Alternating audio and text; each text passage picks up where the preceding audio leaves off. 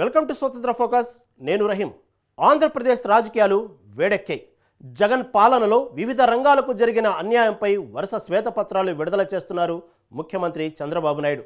తాజాగా రాష్ట్ర ఆర్థిక పరిస్థితిపై అసెంబ్లీలో చంద్రబాబు శ్వేతపత్రం విడుదల చేశారు. జగన్ సర్కారు చేసిన అప్పుల వివరాలను లెక్కలతో వివరించారు. అయితే శ్వేతపత్రం రూపంలో చంద్రబాబు అవాస్తవాలు ప్రచారంలో పెట్టారని వైఎస్ఆర్ కాంగ్రెస్ అధినేత జగన్మోహన్ రెడ్డి ఎదురుదాడి చేశారు. ఇంతకీ గత ప్రభుత్వం ఎన్ని కోట్ల రూపాయల అప్పు చేసింది? రాష్ట్ర ఆర్థిక పరిస్థితి ఎందుకు దివాళా తీసింది? జగన్ చేసిన ఎదురుదాడి కథేమిటి?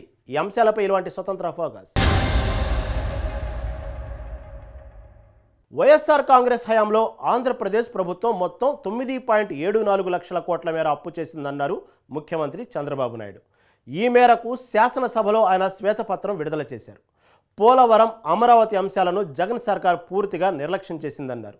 తాను వేసిన బాటలో జగన్ సర్కార్ నడిచినట్లయితే 3 ఏళ్ల కిందటే పోలవరం ప్రాజెక్టు పూర్తయ్యేదన్నారు చంద్రబాబు.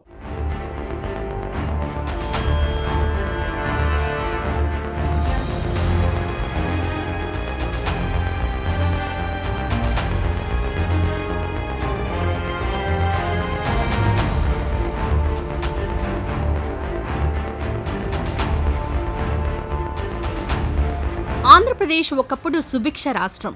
ఆదాయానికి ఖర్చుకు పొంతన ఉండేది. ఆర్థిక పరిస్థితి ఎప్పుడూ ప్రభుత్వ అధినేతల నియంత్రణలోనే ఉండేది. అయితే ఇదంతా గతం. 2019 తర్వాత ఆంధ్రప్రదేశ్ ఆర్థిక పరిస్థితి ఒక్కసారిగా తీవ్ర కుదుపులకు గురైంది. ఒక్క మాటలో చెప్పాలంటే ఆర్థిక పరిస్థితిపై జగన్ సర్కార్ నియంత్రణ తప్పింది. ఫలితంగా ఆంధ్రప్రదేశ్ ఆర్థిక పరిస్థితి ఆగమాగమైంది. గత 5 ఏళ్ల కాలంలో ఆగమాగమైన ఆంధ్రప్రదేశ్ ఆర్థిక పరిస్థితిపై తాజాగా ముఖ్యమంత్రి చంద్రబాబు నాయుడు శాసనసభలో శ్వేతపత్రం ప్రవేశపెట్టారు. ఈ సందర్భంగా ఆంధ్రప్రదేశ్ ఆర్థిక పరిస్థితికి జగన్మోహన్ రెడ్డి సర్కార్ తూట్లు పొడిచిన విషయాన్ని లెక్కలతో సహా వివరించారు చంద్రబాబు నాయుడు.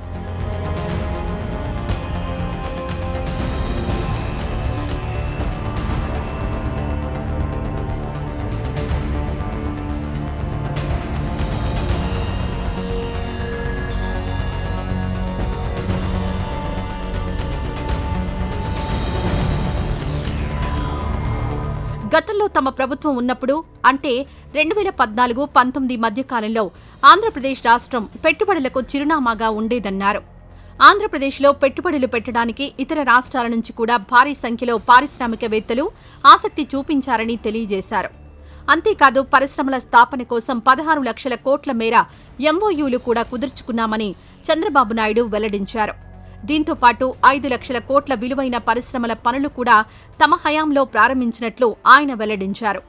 అయితే 2019లో వైఎస్ఆర్ కాంగ్రెస్ ప్రభుత్వం ఏర్పడ్డాక ఆర్థిక పరిస్థితి ఒక్కసారిగా తారుమారైందని చంద్రబాబు ఆవేదన వ్యక్తం చేశారు.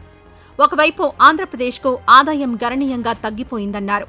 మరోవైపు రాష్ట్రానికి ఎడాపెడా అప్పులు పెరిగాయని వెల్లడించారు చంద్రబాబు.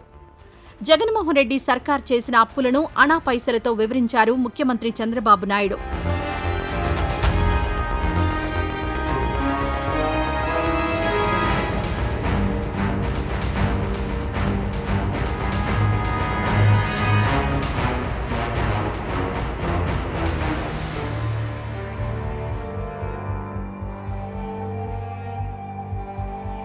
మొత్తం 9.74 లక్షల కోట్ల మేర అప్పులు చేశారని వివరించారు. ఫలితంగా ఆంధ్రప్రదేశ్లో తలసరి అప్పు 1.44 లక్షలుగా ఉందన్నారు. వాస్తవానికి ఉమ్మడి రాష్ట్రం విభజనతో ఆంధ్రప్రదేశ్ పెద్ద ఎత్తున నష్టపోయింది. ఆంధ్రప్రదేశ్లో పట్టణ ప్రాంతాలు బాగా తక్కువగా ఉన్నాయి. దీంతో రాష్ట్రానికి ఆదాయం కూడా తగ్గింది. అయితే పాలనలో విశేష అనుభవం ఉన్న చంద్రబాబు నాయుడు తన శక్తి మేరకు ఆంధ్రప్రదేశ్ను ఆర్థికంగా నిలబెట్టడానికి కృషి చేశారు. ఇందులో భాగంగా పెట్టుబడులకు తలుపులు తెరిచారు. చంద్రబాబు నాయుడు సర్కారు పనితీరుతో సంతృప్తి చెందిన ఇతర రాష్ట్రాలకు చెందిన అనేక మంది పారిశ్రామికవేత్తలు ఆంధ్రప్రదేశ్లో పెట్టుబడులు పెట్టడానికి ఆసక్తి చూపారు. కాగా విజయవాడ, రాజమహేంద్రవరం, తిరుపతి, కడప విమానాశ్రయాలను కూడా చంద్రబాబు ప్రభుత్వం అభివృద్ధి చేసింది. ఆంధ్రప్రదేశ్ వ్యాప్తంగా 8 లక్షల మందికి సర్కార్ నైపుణ్య శిక్షణ ఇచ్చింది.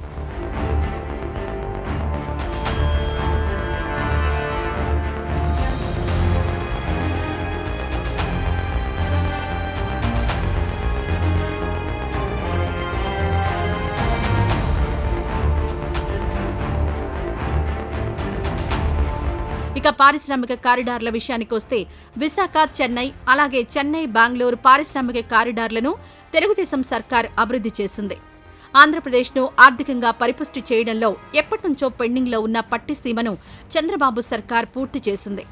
దీంతో ఆంధ్రప్రదేశ్కు 44,000 కోట్ల ఆదాయం వచ్చింది. పట్టిసీమ పూర్తి కావడంతో చంద్రబాబు నాయుడు దక్షత మరోసారి అందరికీ తెలిసిందే. దీంతో చంద్రబాబు నాయుడుకు మంచి పేరు రాకూడదన్న ఉద్దేశంతో పట్టిసీమను వైఎస్సార్ కాంగ్రెస్ సర్కార్ పట్టించుకోలేదు. పట్టిసీమ ఒక్కటే కాదు, పోలవరం ప్రాజెక్టుకు కూడా చంద్రబాబు నాయుడు ప్రభుత్వం టాప్ ప్రయారిటీ ఇచ్చింది. పోలవరం ప్రాజెక్టు కోసం బాబు సర్కార్ 11,762 కోట్లు కేటాయించింది. ఇక్కడో విషయం ప్రస్తావించుకుని తీరాలి. 2019 తర్వాత కూడా రాష్ట్రంలో తెలుగుదేశం ప్రభుత్వమే కొనసాగి ఉంటే 3 ఏళ్ల కిందటే పోలవరం ప్రాజెక్టు పూర్తయి ఉండేది. అనుకున్న సమయానికి పోలవరం ప్రాజెక్టు పూర్తయినట్లయితే ఆంధ్రప్రదేశ్కు 45,000 కోట్ల ఆదాయం వచ్చేదన్నారు చంద్రబాబు. అయితే 2019 తర్వాత వైఎస్సార్ కాంగ్రెస్ సర్కార్ రావడంతో పోలవరానికి బ్రేకులు పడ్డాయి. కాగా పోలవరం ప్రాజెక్టుకు సంబంధించి కొత్త డయాఫ్రమ్ వాల్ నిర్మించాలని నిపుణుల కమిటీ సూచించిన విషయాన్ని చంద్రబాబు ప్రస్తావించారు. వైఎస్సార్ సర్కార్ చేసిన నిర్వాకం ఫలితంగా ప్రస్తుతం 990 కోట్లతో కొత్త డయాఫ్రమ్ వాల్ కట్టాల్సిన పరిస్థితి ఏర్పడిందని ఆవేదన వ్యక్తం చేశారు చంద్రబాబు. ఆర్థిక పరిస్థితిపై శ్వేతపత్రం విడుదల సందర్భంగా చంద్రబాబు ఈ అన్ని అంశాలను లెక్కలతో సహా వివరించారు. న్యూ ఎపిక్ సెంటర్ గ్రోత్ పెట్టి అమరావతి వరల్డ్ బెస్ట్ సిటీగా తయారైంది. ఈరోజు దేశంలో ఒక ఆస్పిరేషన్ ఉంది, కొత్త నగరాలు రావాలని. ఇప్పుడు వచ్చిన నగరాలన్నీ చాలా పూర్వం వచ్చినటి. ఆ రోజు హైదరాబాద్, సికింద్రాబాద్ 2 నగరాలుంటే నేను సైబరాబాద్ నగరాన్ని యాడ్ చేశాను. ఇన్ఫర్మేషన్ టెక్నాలజీకి ప్రాధాన్యత ఇవ్వాలని ఆ పేరు నేనే పెట్టాను. ఆ రోజు కానీ ఇదే స్పీడ్లో కానీ జరిగి ఉంటే ఆర్టిఫిషియల్ ఇంటెలిజెన్స్ సిటీగా తయారయ్యేది. Amaravati first letter A, last letter I. అక్కడ హైదరాబాద్, సికింద్రాబాద్, సైబరాబాద్. ఇక్కడ అమరావతి దేవతల రాజధాని, ఆర్టిఫిషియల్ ఇంటెలిజెన్స్ రాజధానిగా తయారై ఉండేది. దాన్ని దుర్మార్గులు దెబ్బతీసే పరిస్థితికి వచ్చారు. 7 లక్షల ఉద్యోగాలు వచ్చేటివి. ఈరోజు ఇది డెవలప్ అయి ఉంటే కనీస సంపద 2 లక్షల నుంచి 3-4 లక్షల కోట్ల రూపాయల ఆస్తి ప్రభుత్వానికి వచ్చేది. ఇది కూడా దెబ్బతినే పరిస్థితి వచ్చింది. ఓసారి చరిత్ర మళ్ళీ అమరావతికి పూర్వ వైభవం వస్తుంది. ప్రపంచం మొత్తం చర్చించే రోజు తప్పకుండా తీసుకొస్తామని సభ సందర్భంగా మరొకసారి విజ్ఞప్తి చేస్తున్నాం. ఇసుక దందాను కూడా తమ శ్వేతపత్రంలో చంద్రబాబు ప్రస్తావించారు. ఇసుక అక్రమాల ద్వారా రాష్ట్రానికి 7,000 కోట్ల నష్టం వచ్చిందన్నారు. అలాగే ఏడాపడా జరిగిన గనుల దోపిడీ ఫలితంగా రాష్ట్రానికి 9,750 కోట్ల నష్టం వచ్చిందన్నారు చంద్రబాబు. జగన్ సర్కార్ నిర్వాకం గురించి మరో ముచ్చట చెప్పారు ముఖ్యమంత్రి చంద్రబాబు. కేంద్ర ప్రభుత్వ పథకాలను వినియోగించుకోవడంలో గత ప్రభుత్వం విఫలమైందన్నారు. స్థానిక సంస్థల అభివృద్ధికి కేంద్ర ప్రభుత్వం కేటాయించిన నిధులను కూడా జగన్ సర్కార్ దారి మళ్లించిందని మండిపడ్డారు. స్టేట్ డెవలప్మెంట్ కార్పొరేషన్ ద్వారా ప్రభుత్వ ఆస్తులను తాకట్టు పెట్టి భారీ ఎత్తున అప్పులు చేసిందని గత ప్రభుత్వంపై నిప్పులు చెరిగారు చంద్రబాబు. అంతేకాదు ఆర్థిక పరిస్థితిపై శ్వేతపత్రం విడుదల సందర్భంగా అమరావతి అంశాన్ని కూడా చంద్రబాబు ప్రస్తావించారు. 2019 తర్వాత కూడా అమరావతిలో అభివృద్ధి కొనసాగితే ఈ పాటికి ఆర్టిఫిషియల్ ఇంటెలిజెన్స్కు అమరావతి రాజధానిగా మారి ఉండేదన్నారు. ఒక మాటలో చెప్పాలంటే రాజధాని నగరమైన అమరావతి అభివృద్ధిని జగన్ సర్కార్ అడ్డుకుందని చంద్రబాబు మండిపడ్డారు. 2014లో తాను ప్రారంభించిన అభివృద్ధిని జగన్మోహన్ రెడ్డి కొనసాగించినట్లయితే ఆంధ్రప్రదేశ్కు ఆర్థిక పరంగా ఎంతో మేలు జరిగేదన్నారు. 3 లక్షల కోట్ల ఆస్తి దక్కేదన్నారు. అలాగే రాష్ట్రానికి 7 లక్షల ఉద్యోగాలు వచ్చేవన్నారు.